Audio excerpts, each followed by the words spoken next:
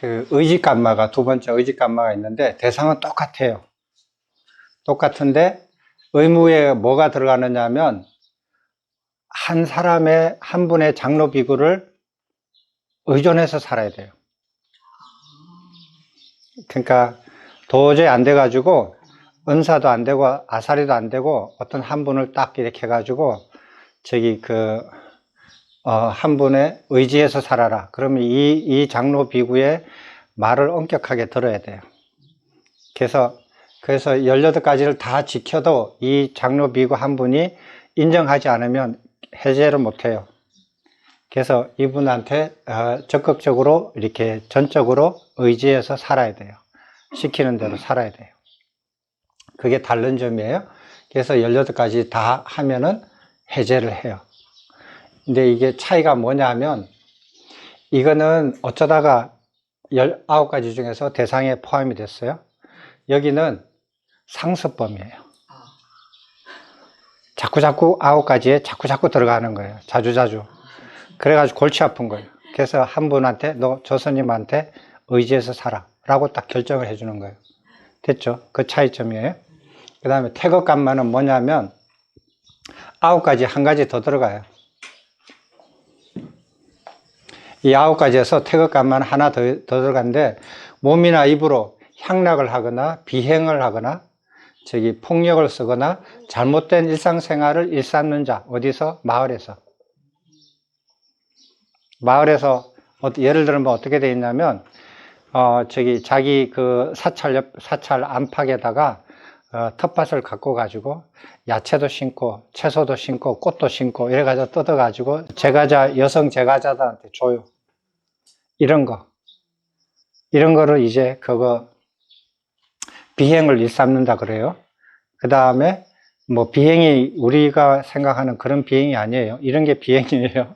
그 다음에 향락을 일삼는다. 이게 뭐냐? 제가자들하고 차 마셔요. 네. 오후에 뭐 차 마시고 노닥거리고 웃고 깔깔거리고 이 향락을 누리는 거예요. 이런 거. 이제 그 다음에 잘못된 일상생활을 하는 게 뭐냐? 제가자들이 하는 일들을 가서 관심 있게 가서 보고 간섭하고 배우고 같이 하고 이러는 거예요. 이거는 잘못된 일상생활을 하는 거예요. 이런 거 하면은 태거갈마.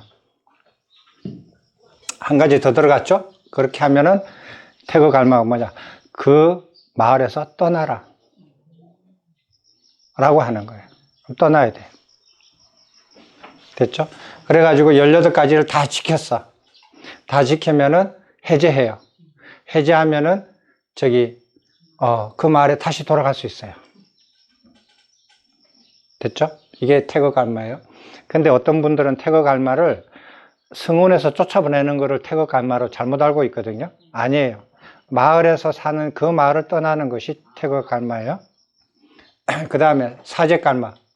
이거는 8가지인데 이게 조금 종류가 달라요. 사제갈마는 제가자들한테 잘못을 저지른 거예요.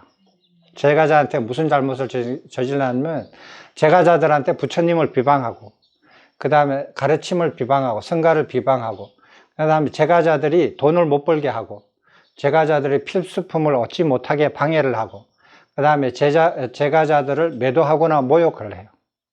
그 다음에 제가자들을 이간시켜요. 그 다음에 제가자들과 법다운 약속을 어겨요. 제가자들한테 다음에 내가 이거 해주겠습니다. 이거 해드리겠습니다. 해놓고 안 해주는 거예요. 이렇게 하면은 사제갈마에 들어가요. 이 8가지. 됐죠? 이런 거 안 지키는 사람들 많죠? 스님들. 제가자들 매도하고 모욕하고 알지도 못하면서 타신통을 이렇게 얻지도 못하면서 제가자들이 저 제가자들은 신심이 안 좋아. 이렇게 신심이 떨어졌어. 이렇게 이제 얘기하는 거예요. 이게 매도하는 거예요. 모욕하는 거예요. 이런 말들이. 자, 이 8가지예요. 이 8가지를 하면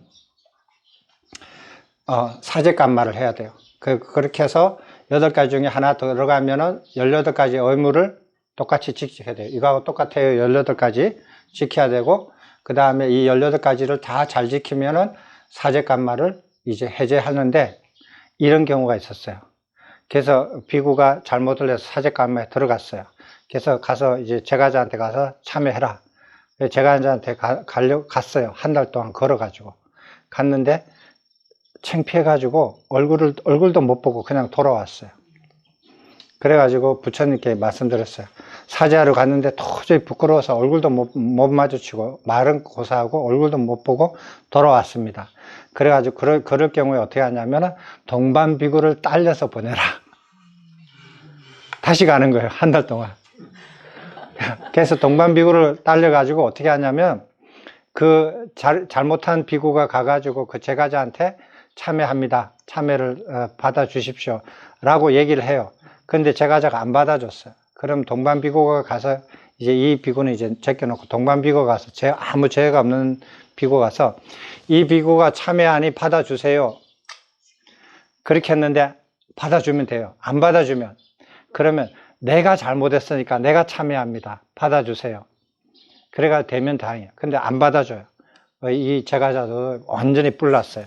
그럼 어떻게 하느냐면 이 동반비구가 승가의 이름으로 참여합니다. 근데도 제가자가 안 받아줬어. 받아주면 되는데 안 받아줬어. 그럼 어떻게 해요? 맨 마지막이요.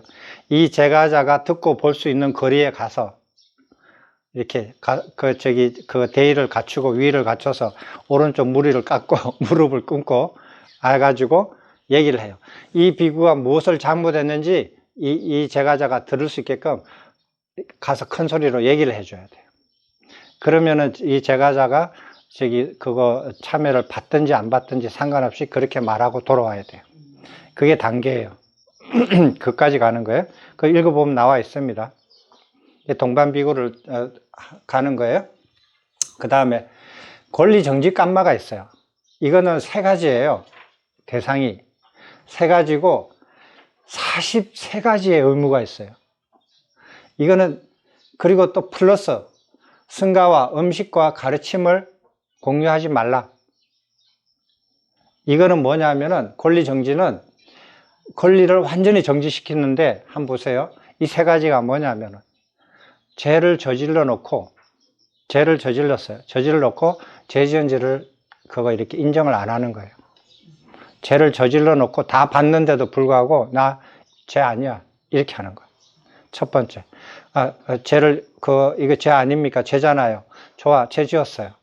참여 안 해요. 죄 지었대. 그래도 어쨌단 말이에요. 그렇게 하는 거. 참여를 안 해요. 근데 참여를 했어요.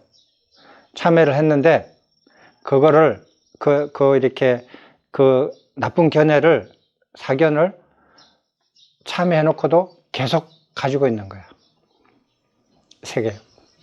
3가지 경우거든요. 그래서 이거는 사상범위에 해당이 돼요.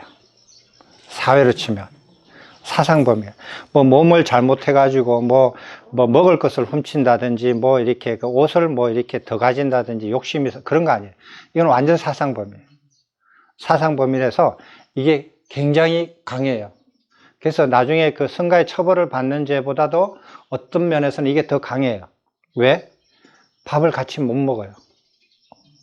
어떤 자들도 밥을 같이 못 먹어요. 승가 안에서 비구들하고 혼자서 먹어야 돼.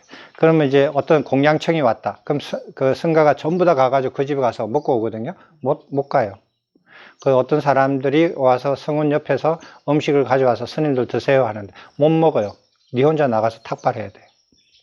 그리고 가르침 공유 안 해요. 누구도 가르쳐 주면 안 돼요. 율이 이렇습니다. 법이 이렇습니다. 아무도 가르쳐 주지 않아야 돼요. 그리고 이거를 사방성가한테 다 알려야 돼요. 다 알려가지고 다른 데 가도 똑같은 대접을 받게끔 권리정지 조치를 받았다라는 것을 다 알리게 해요. 그래서 어디도 어떤 스님하고도 같이 음식을 못 먹고 그 다음에 어떤 스님한테 가르침을 배우지 못해요. 토론도 못해요. 됐죠?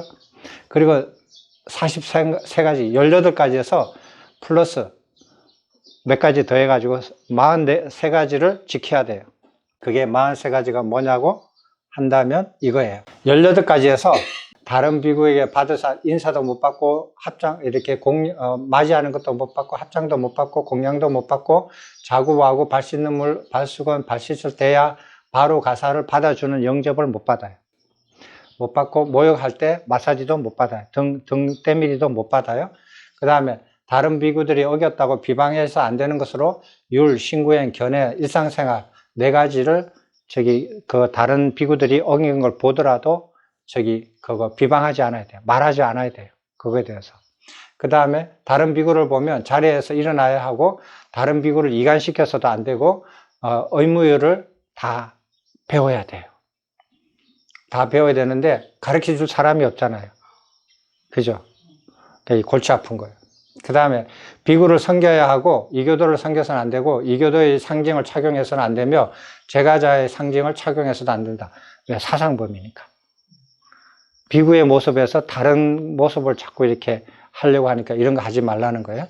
그 다음에 같은 처소에 지낼 수 없고, 같은 지붕 아래서 지내서도 안 되고, 같은 지붕 아래의 처소가 아닌 처소에서 지내야 돼요. 살아도. 비구들하고 같은 방을 쓴다든지 옆방을 쓴다든지 이렇게 못하고, 같은 지붕 밑에 있는 처소에도 못 써요. 그러니까 혼자 떨어져서 이렇게 별채로 되어 있는 곳에 혼자서 살아야 돼요. 이렇게 사는 것이 43가지예요. 됐죠?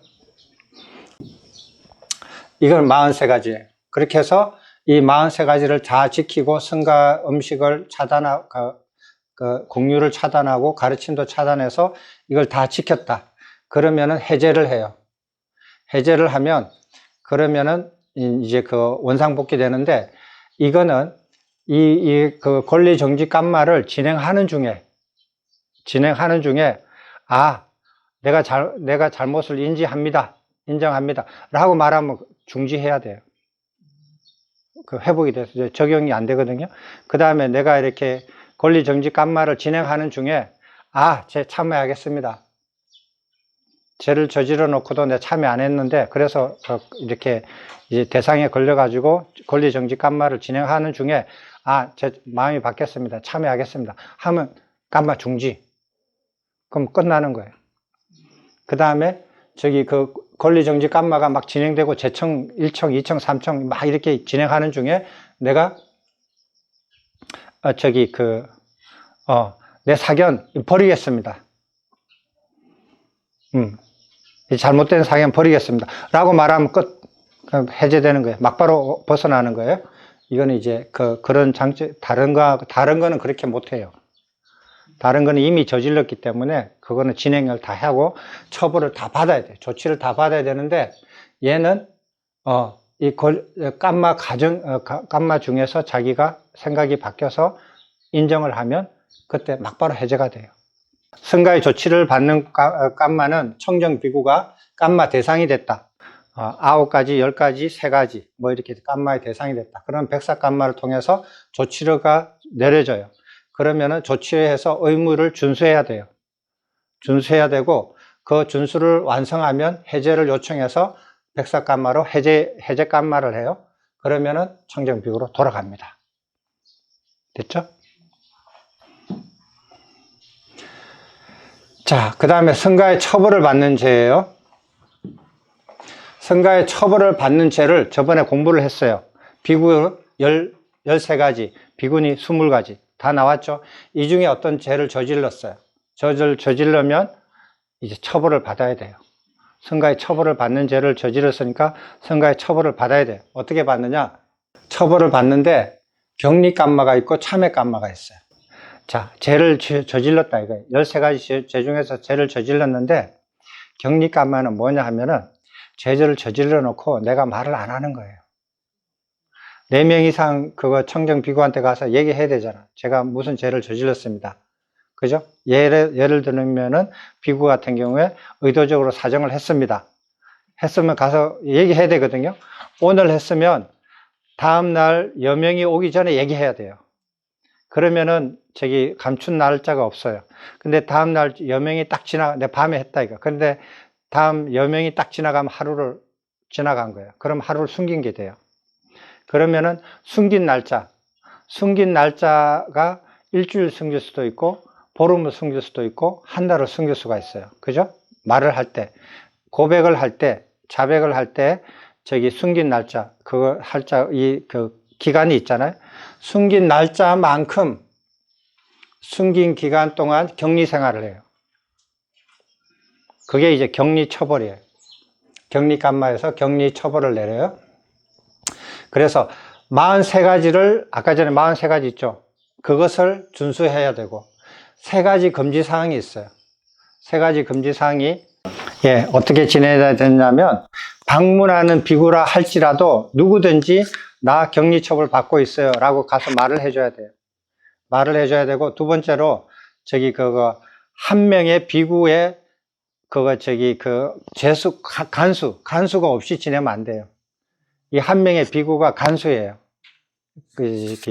간수고, 그 다음에, 다른 비구들하고, 지붕이나 처소를 공유하지 않는 별도의 건물에서 지내야 돼요. 혼자. 아니면은, 격리 처벌하는 비구들끼리만 같이 머물 수 있어요. 그래서 이거는 일종의, 징역형이거든요. 징역형이라서, 이렇게 이제 간수가 한 명이에요. 그 다음에 자차의 처분은 말자차예요. 무조건 말자차예요.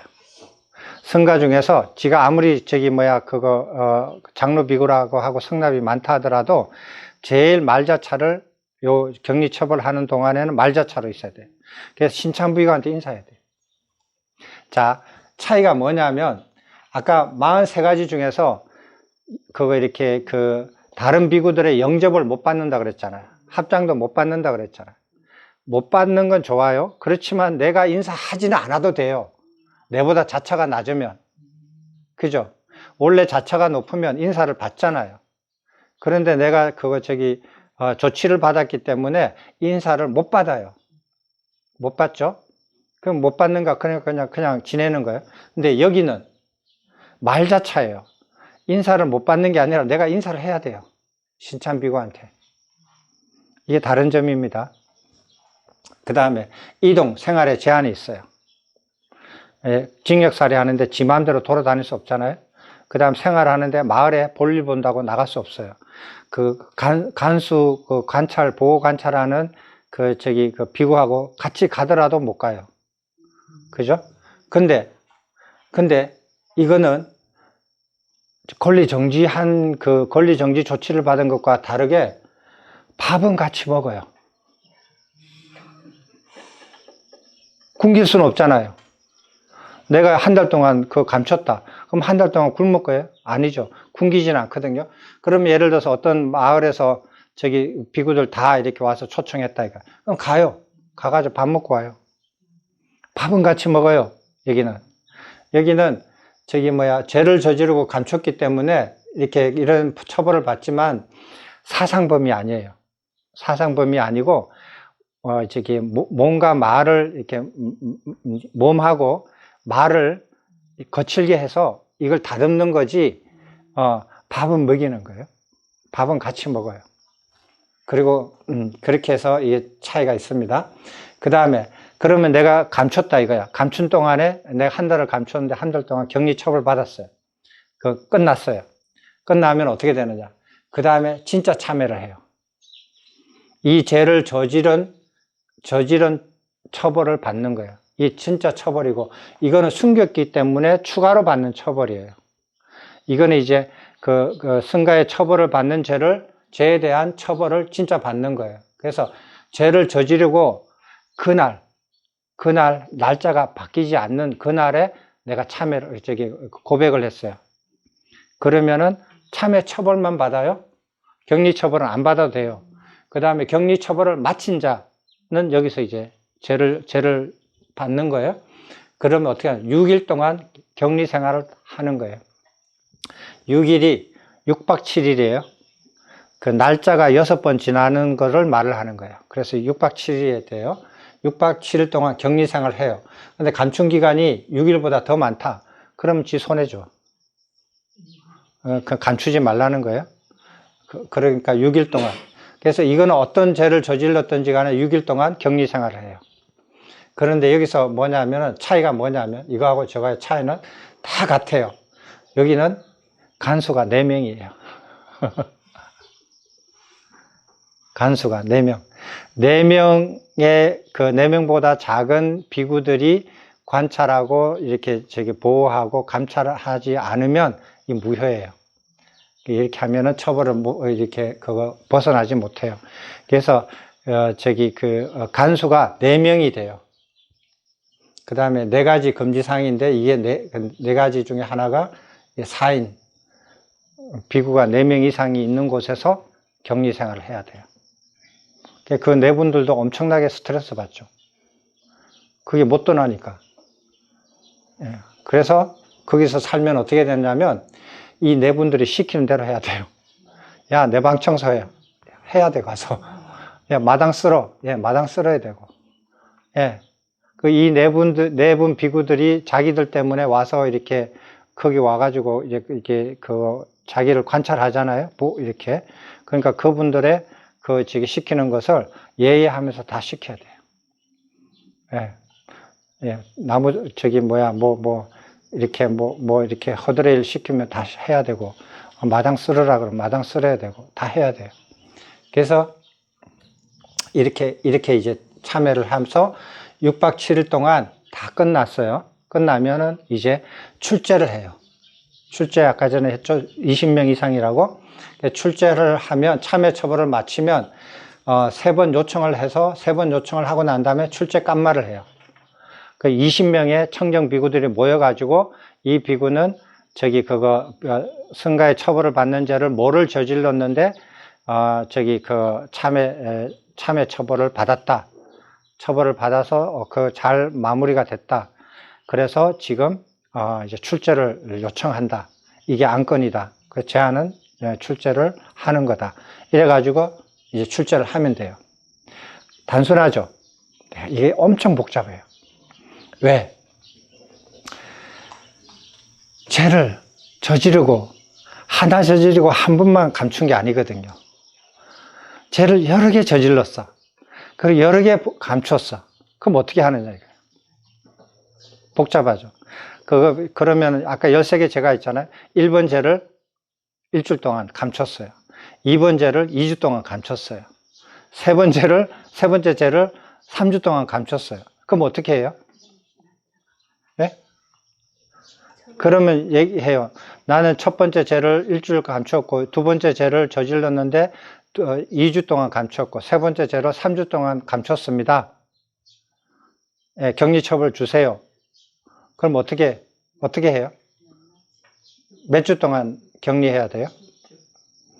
야, 역시 아자투 사투 스님이시다. 6주 또 3주 또 없죠. 이게 통합격리예요. 통합격리. 여러 개 죄를 감춘 날이 여러 개 다를 때 통합해서 격리 처리 딱 한 번만 해요. 기간은 어떻게 정하냐? 제일 오래 감춘 거 하나만 하면 돼요.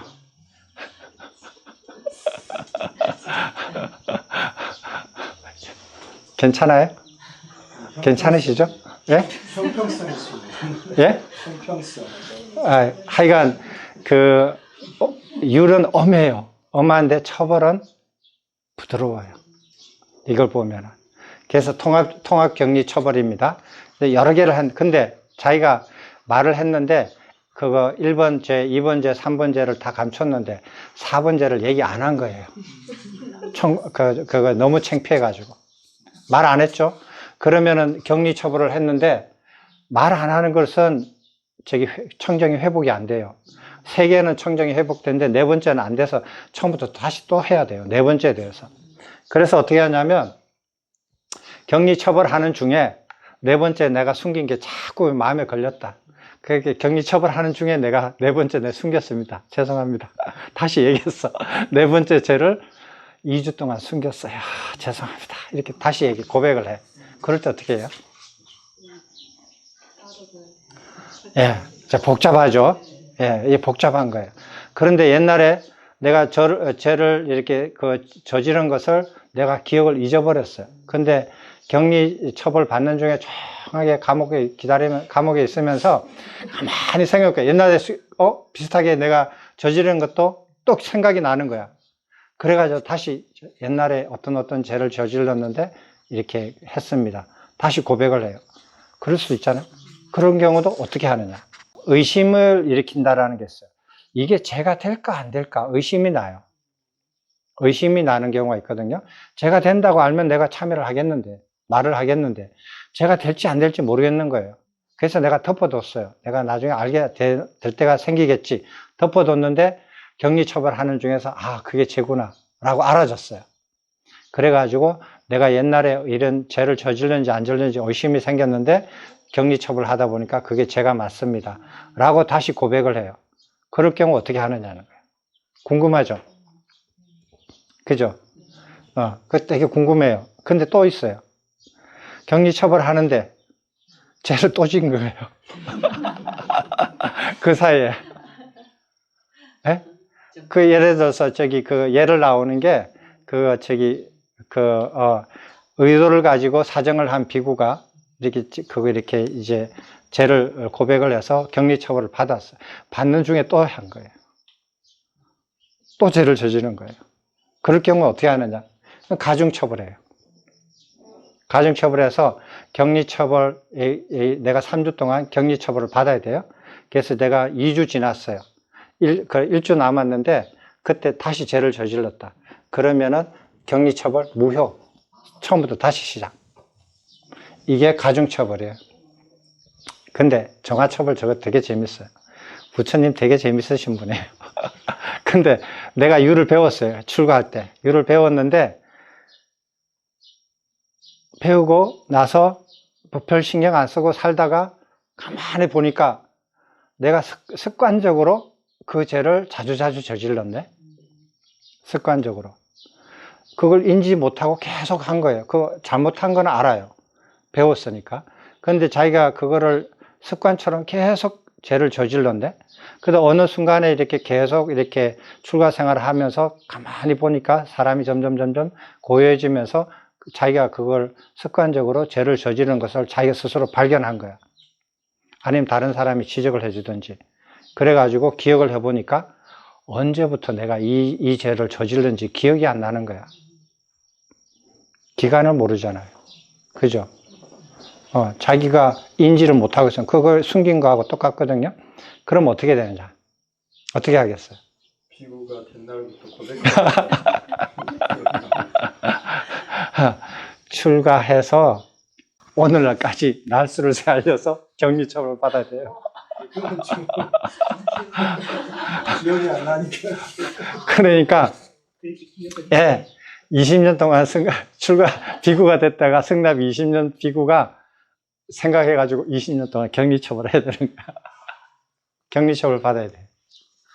그거 없애려고, 그걸 청정을 회복하려고. 됐죠? 이게 정화격리예요. 정화격리예요. 부처님 빈틈이 없어요. 그 다음에 처벌의 유예. 나 이거 좀 이렇게 감옥살이 좀 지금 나중에 좀 받게 해주세요. 그럼 자기가 원하는데 연기할 수 있어요. 그거는 상관없어요. 의무적으로 무조건 이렇게 가두지는 않아요. 자기가 나 이제 준비됐습니다. 6일 동안 참여 처벌을 받겠어요. 그럴 때 이제 그러면은 처벌을 받게 해주고, 지금은 적절하지 않습니다. 제가 다음에 와서 하겠습니다. 연기하겠습니다. 하면 연기해줘요. 그 다음에 참회 깔마도 있어요.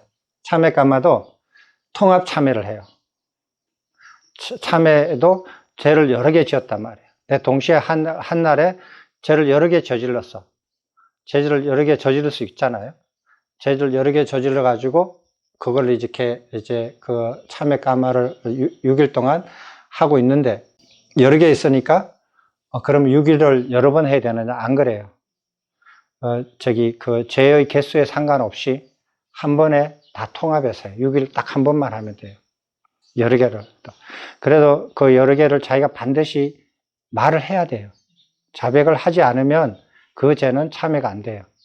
말 한 것만 처벌이 되는 거예요. 숨기면 안 돼요. 그 다음에 가중처벌. 참회 받는 중에 또 죄를 저질렀다. 그러면은 이거 무효. 오늘부터 1일부터 다시 시작. 그게 이제 가중처벌이고, 정가 처벌은 없고요. 숨긴 거니까 처벌 유예도 할 수 있어요. 근데 복잡해요. 이게 생각보다 되게 복잡해요. 죄를 어떻게 짓느냐에 따라서 이것을 처리하는 것이 생각보다 읽어보시면 재밌습니다. 재밌고 그래요. 자, 이렇게 해서 승가의 처벌을 받는 거예요. 그래서 이제 출제하면 끝이에요. 그 다음에 승가의 운영에 관한 감마예요. 승가를 운영하는데 세 개가 있어요. 정기적인 게 있고 비정기적인 게 있어요. 정기적인 것은 포살감마, 안극감마, 자작감마예요. 그 다음 비정기적인은 출가감마, 그 다음에 복발감마, 이거예요. 자, 정기적인 거는 뭐냐? 보름마다 포살을 해야 돼요. 보름마다 하는 감마를 포살감마라고 그래요. 포살 어떻게 하시는지를 아셔요? 아마 여기 스님들은, 여기 계신 스님들은 포살 안 가도 되죠? 다른데. 그래도 본사, 동화사에 갑니다. 가세요? 그가 포살 하시잖아요? 우리 입장에서 배운 포살을 보고 가서 들어보세요. 어떻는가? 얼마만큼 차이가 나는가? 한번 보십시오. 그래서 포살감마, 안극감마는 이게 보름마다 하는 거고, 안극감마는 안극 첫날 하는 감마예요. 그건 간단해요. 배기감마로. 담배감마인가? 담배감마로 하는가? 그래서 어떻게 하는, 오늘부터 안거에 들어가겠습니다. 끝나는 거예요. 안거감마. 됐죠? 그 다음에 자작감마. 안거의 마지막 밤에 자작감마를 해요. 지금부터 자작감마 시작하겠습니다. 하는 거예요. 어떻게 하는지 보시면 돼요. 이제 출가에 관한 것이 복잡해요. 여기서 비구, 비구니와 살짝 다른 부분이 있어요. 그 다음에 출가할 때 여성이 출가하는 것과 남성이 출가하는 것과 다른 차이예요. 그 다음에 복발감마가 있는데, 복발감마는 스님들한테 나쁜 짓을 하는 거예요. 그럴 경우 그 제가자를 처벌하는 것을 승가가 모여서 하는 거예요. 이제 복발감마예요. 자, 하나씩 보시겠습니다. 포살감마 되게 복잡해요. 되게 복잡해요. 자, 포살이라는 게 경전이나 율장 보면 14일이나 15일 중에 하루에 하루를 정해가지고 포살을 해야 된다, 이렇게 얘기를 하거든요. 그래서 사람들이 보름이 15일이고 14일이나 15일날 날짜를 정해서 포살을 하는구나, 이렇게 생각하는데 그거 아니에요. 처음에 저도 그렇게 생각했거든요. 나중에 보니까 옛날에 달력을 어떻게, 1년을 어떻게 받느냐 하면, 지금처럼 12달로 받지만 그 전에 어떻게 받냐면 1년을 24달로 받았어요. 24개의 반달로 받았어요. 그죠? 24개의 반달이 있는데, 그 반달이 긴 반달이 있고 짧은 반달이 있어요. 15일짜리 반달이 있고 14일짜리 반달이 있어요.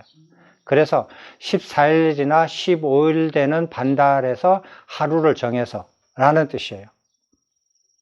그러니까 반달마다 한 번씩 하라는 거예요. 됐죠? 근데 그 반달마다 하루를 정하는데 어떤 날을 정하느냐? 달이 가장 완전할 때 누구든지 보고 아는, 이 날이구나 라고 아는 날이 제일 쉽죠. 그래서 가득 달이 가장 이렇게 완벽한 날짜를 정하는 거예요. 그래서 14일, 15일이 음력으로 날짜가 아니에요. 근데 그렇게 해석하더라도 이 말하고 날짜 정하는 건 같을 수가 있어요. 이 뜻은 14일, 15일, 작은 반달, 큰 반달 중에 하루를 택해서 라고 읽으셔야 돼요. 근데 대부분 다 이렇게 돼 있어요. 그렇게 되면 1년에 24번의 포살이 있다는. 그렇죠. 겁니까? 예, 한 달에 2번 하라는 거예요. 지금 말로 하면은 한 달에 2번 하죠. 보름마다 하니까. 그러니까 24번의 보름이 있는 거예요. 1년에. 그래서 하는데, 한국에서 8일이라고 나와 있는 것, 그러니까 그 책에 나와 있는 것 14일, 15일 가운데 하루인데, 네. 8일 하는 경우도 8일 하는 것은 작은 반달과 큰 반달이 있다 그랬잖아요. 14일로 되어 있는 반달이 있고 15일로 된 반달이 있는데, 14일, 15일 이 날은 예를 들어서 다른 큰 일을 이렇게 정해 놓은 거예요. 외도들이 외도들의 전통에서 큰 일을 정해놨는데, 신도들을 이렇게 그 포살하는 것이 작은 일이에요. 그것보다 비해서. 그래가지고 중간 날짜로 8일로 해요. 그래서 저기 외도들이 그 이렇게 제가자들한테 가가지고 저기 5가지 율을 그 사람들 계라고 얘기를 하니까 5가지 5계를 지켰느냐 안 지켰느냐 이걸 점검하면서 포살을 했었어요. 그런 걸 했었는데, 그 제도를 그 불교에서 받아들인 거거든요. 저기 빈비사라 왕이 제안을 했어요. 제안을 해가지고 그걸 받아들이셨어요, 부처님께서. 그래서 이렇게 하루를 정하는데, 그 하루가 어떤 날이든지 상관없어요. 근데 불교에서는 그거 보름날로 결정을 했어요. 그래서 보름에 해요. 그리고 불교에서는 그 신도들한테 이렇게 계를 어겼느냐 안 어겼느냐 그런 거를 얘기를 하는 그런 것을 따로 하지 않거든요. 따로 하지 않아요. 다른 날짜를 따로 하지 않고 그 날에 비구들의 의무를 의무적으로 송출하고, 그리고 그 이전에 오후에는 제가자들한테 설법을 하고 제가자 포살을 하기도 해요. 근데 제가자들 포살이 이교도하는 포살하고 좀 달라요. 조금 다른데 어쨌든지 하루에 그걸 다 해요. 불교에서는. 그래서 반달마다 모여서 의무적으로 송출해야 하는 율이에요. 그래서 제가 의무율로 이름을 지었어요. 그건 의무적으로 해야 되는 거예요. 자, 그 다음에 이거를 하는데 사례가 있어요. 이거 포살일이 언제냐, 결계가 뭐냐, 설법을 하느냐, 죄추궁 이게 전부 다 이제 그 사례에 해당되거든요. 포살에 한번 나중에 보시겠고, 그 다음에 포살을 차단하는 게 있어요. 포살을 차단하는데, 포살을 진행하는데 어떤 비구가 왔다. 근데 저 비구는 죄를 저지르고 참여를 하지 않은 상태에서 왔다. 그러면은 저 비구한테서 포살을 진행하지 못하도록 차단을 시켜요. 어떤 비구가 일어나서, 그걸 아는 사람이 일어나서 저 비구는 그 포살에 참석할 수 없습니다. 저 비구의 그 포살을 차단하십시오. 라고 해서 저 비구를 앞에서 포살이 중지가 돼요. 중지가 돼서 저 비구가 바깥으로 나가면은 진행을 할 수 있어요. 있으면 못해요. 이게 이제 차단이에요. 청정하지 못한 자가 참석하면은 포살을 중단시켜요. 그걸 아는 순간. 그 다음에 제가 함께 살 수 없는 죄를 저지른 사람은 결계 밖으로 나가야 되고, 그 다음에 성가의 처벌을 받는 사람은 말자차로 정족수에 불포함이 돼요. 정족수로 포살의 정족수에 빼버려요. 대신에 여기서 이제 포살을 하잖아요. 그러면은 성가의 처벌을 받는 사람들은 포살에 참여를 하더라도 정족수에 빠져서 저쪽 끄트머리에 앉히게 해요. 죄인처럼 그렇게 앉혀가지고 해요. 그 다음에 기타 죄는 포살 전까지 죄를 드러내서 출제해가지고 청적을 회복한 다음에 참석을 해야 돼요. 다른 죄들은 그 자리에서 출제를 가능하잖아요. 다 가능하거든요. 그러니까 이렇게 차단을 하고, 사례를 한번 볼게요. 그래서 이거를 할 줄 알아야 되거든요. 포살 갈마를 스님들이 할 줄 알아야 돼요. 자, 포살일 281쪽에 봐요.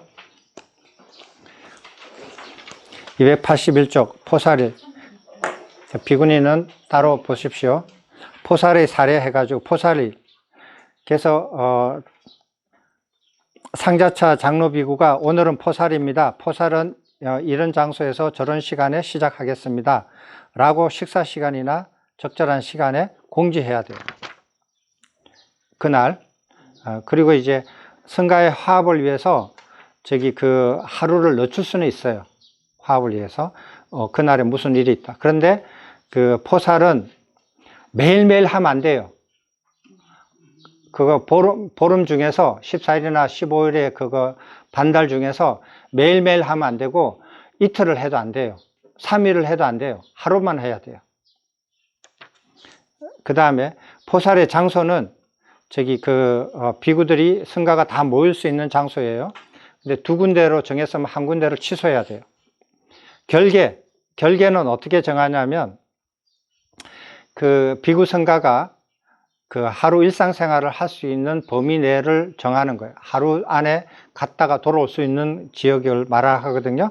그래서 결계 내에 가장 먼 거리에 두 지점의 먼 거리가 3요자를 넘지 않아야 해요. 그리고 결계 내에서 위험한 지역이 있으면 안 돼요. 큰 강이나 위험한 절벽이 있거나 이러면 안 돼요. 그걸 왔다 갔다 하면서 비구들이 다치니까 그렇게 해야 되고, 그 다음에 능선이나 계곡, 큰 바위나 나무, 그 다음에 표지, 인조로 만든, 사람들이 만든 표지를 경계로 삼아서 그 결계를 정하는 거예요. 정하고, 그 다음에 정해진 결계를 다른 새로운 결계를 만들면서 서로 겹치면 안 돼요. 그리고 먼저 정해진 결계 내부에 새로운 결계를 만들면 안 돼요. 됐죠? 이 결계를 만들 때의 그 조건입니다. 그래서 우리가 지금 구족계 줄 때 그 결계를 만들죠. 사찰 안에서, 본사의 있던 사찰 안에서 결계를 만들어 가지고 거기서 수계 살림을 해요. 예.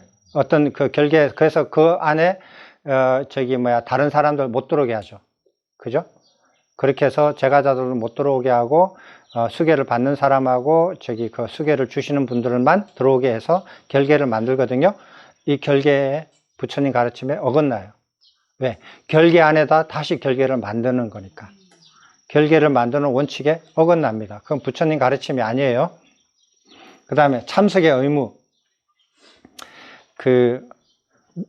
아란이라고 할지라도, 자기가 청정하다고 할지라도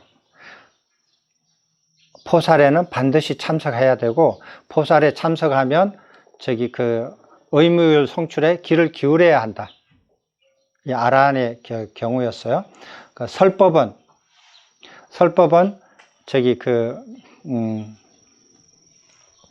참석의 의무에 관계해서 어느 스님이 그러더라고요.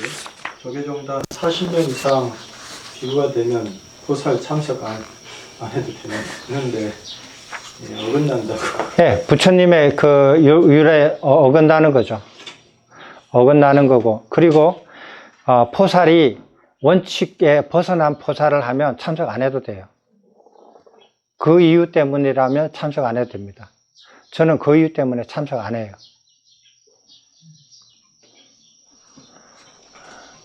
그래서 포살을 맨 처음에 이렇게 조계종에서 하라고 했을 때 제가 가가지고 너무너무 그냥 실망을 해가지고 그 이후로는 한 번도 안 갔어요. 자, 어쨌든지 참석의 의무가 있고, 이 부처님께서 포살을 이렇게 빈비사라 왕이 제안을 했을 때 수용하셨어요. 그렇게 하셨을 때는 부처님께서 정각을 이루시고 초창기 때거든요. 초창기 때 빈비사라 왕이 제안을 한 거예요. 그러면은 율을 제정하시기 시작한 거는 12년부터라고요. 그럼 그 사이가 벌써 10년이죠. 10년의 간격이 있죠. 근데 율을 제정하기 시작하시는데 이렇게 깐마율, 갈마율을 다 제정하실 때는 의무율이 완성되고 난 다음에 포살깐마를 제정하셨거든요. 그러니까 율을 제정하기 시작하면서 의무율을 완성하기까지는 한 또 10년 이상이 걸려요. 그래서 포살을 수용하시고 난 다음에 포살 깐마를 실행하기까지 시간 차이가 약 20년 이상이 돼요. 그래서 그 20년 사이에는 뭐를 했냐면 설법만 했어요. 비구들이 제가자들을 모아놓고 모인 제가자들한테 설법을 해줬어요. 설법을 하고 제가자들이 비구 스님들한테 보시를 하고, 음식은 못하죠. 음식은 못 받죠. 오후니까. 약이나 옷이나 생활 필수품을 보시를 받을 수 있어요. 그래서 포살일에 와서 제가자들이 보시를 하고, 비구들이 설법을 해줬어요. 그게 포살일이에요. 포살 때 한 20년 동안 그렇게 했거든요. 경전에도 보면 포살일에 설법하는 그 날짜들이 많아요. 몇 개 돼요. 그런데 그걸 이제 의무율이 완성되고 난 다음에 부처님께서 어느 날 이런 생각을 하셔요. 포살일에 의무율이 완성됐다. 그 의무율을 포살일에 의무적으로 송출하면 어떨까라는 생각을 하셔가지고 포살감마를 만드신 거예요. 그러면 어떻게 되느냐? 그 앞에 거를 그럼 무효화시키느냐? 아니에요. 앞에 거는 그대로 가고 뒤에 거 추가로 포살감마를 진행하셨어요. 그래서 처음 20년 동안은 포살일에 설법만 해요. 그 다음에 그 이후로는 그거 오후에는 해그름에 제가자들이 하루 일과를 마치고 와서 설법을 듣고 그 다음에 설법 듣고 시간이 어색했을 때 제가자들이 다 돌아가고 난 다음에 비구 성가들이 모여가지고 포살을 해요. 포살감마. 의무율을 송출해요. 의무율을 송출하는데 천천히 다 하면은 1시간이 좀 넘어요. 근데 지금 여기 율장 책을 해서 그 생략된 부분을 좀 많이 했으면은 1시간이면 가능해요. 50분 1시간이면은 빨리 하면 되거든요. 그런데 생략 안 한 거 다 그냥 안 빼고 쭉 다 하면은 1시간 넘어 걸리거든요. 그걸 하는 거예요. 그렇게 해서 포살감마가 진행이 돼요. 이렇게 이제 그 변천이 되는 겁니다. 그래서 설법을 어떻게 하느냐? 설법은 포살일에 설법을 할 때는 상자차 장로비구가 해요. 그 다음에 안 그러면은 상자차 장로비구가 요청한 비구가 설법할 수 있어요. 그 다음에 유례송출은 누가 해야 되는가? 상자차 비구가 해요. 상자차 비구가 하고 상자차 비구가 요청받은 비구가 할 수 있어요. 됐죠? 그런데 문제가 있어요.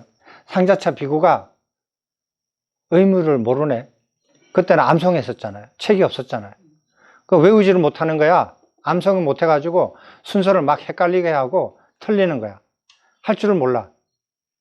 이제 의무를 모르고 송출할 줄도 모르고 이걸 못하는 거야. 그럼 어떻게 하는 거야? 그러면은 그걸 할 줄 아는 그 승간에 그걸 할 줄 아는 비구가 있어야 될 거 아니에요. 제가 할 수 있습니다. 그 비구한테 해야지. 자기 유일하게 할 수 있는 사람인데. 근데 그런 비구도 없어. 상자차 비구도 못하고 비구 중에서 아무도 못해. 그럼 어떻게 돼요? 그런 경우가 생기면 비구 한 사람을 옆에 승가에 보내야 돼요. 보내가지고 의무를 배워와야 돼. 배워와야 돼요. 배워와가지고 해결이 되면 되는데 해결이 안 됐어. 이것도 가서 배우는데 이거 떠덩거려. 못해.